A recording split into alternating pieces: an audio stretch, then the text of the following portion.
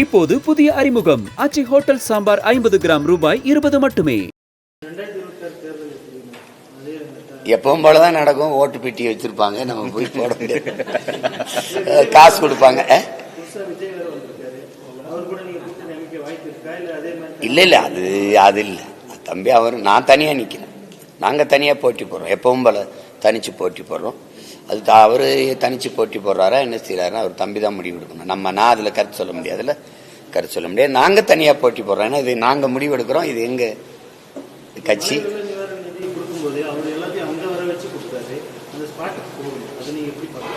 அத நான் சொல்லிட்டேனே,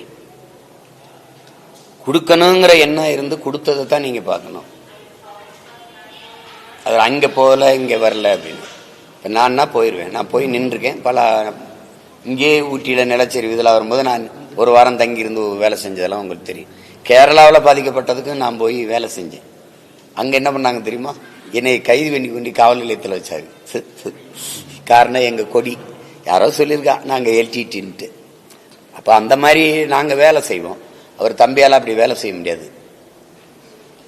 பாதிக்கப்பட்ட மக்களை அவர் பார்க்க போனா, அவரை பார்க்க பல ஆயிரம் மக்கள் கூடிட்டாங்கன்னா அந்த இடம் நெருக்கடி ஆயிரும். அது தேவையற்ற பிரச்சனைகளை உருவாக்கும். உதவணுங்கிற எண்ணம் இருக்குன்னா அந்த எண்ணத்தை நீங்க எந்த வழியில செஞ்சாலும் பாராட்டணும். அது போய் குறை சொல்லிட்டு இருக்கக்கூடாது. ஏன் அவர் போகல, ஏன் அவர் வரல அப்படின்னு. நான் ஒண்ணு கேட்கிறேன், தூத்துக்குடியில நாங்க செத்து மிதந்தோம்ல, பிரதமர் வந்து பார்க்கல, முதல்வர் கூட தான் போய் அந்த இடத்த பார்க்கல. ஏதாவது சொல்றீங்களா? அதுக்கு ஏதாவது சொல்லுவீங்களா? அப்புறம் ஓகி புயல்ல கன்னியாகுமரியில நாங்க நிறைய பேர் செத்து மிதந்தோம், யாரும் வரல, பிரதமர் வந்து பார்க்கல.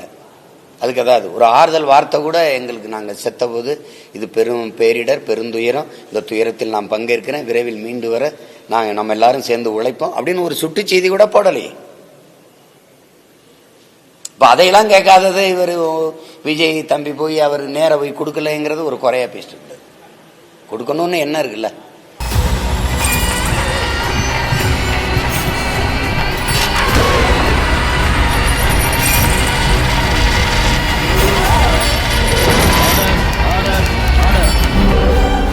குற்றங்களின் மறுபரிமாணம் நிகழ்தகவு நமது நியூஸ் தமிழ் தொலைக்காட்சியில் விரைவில்.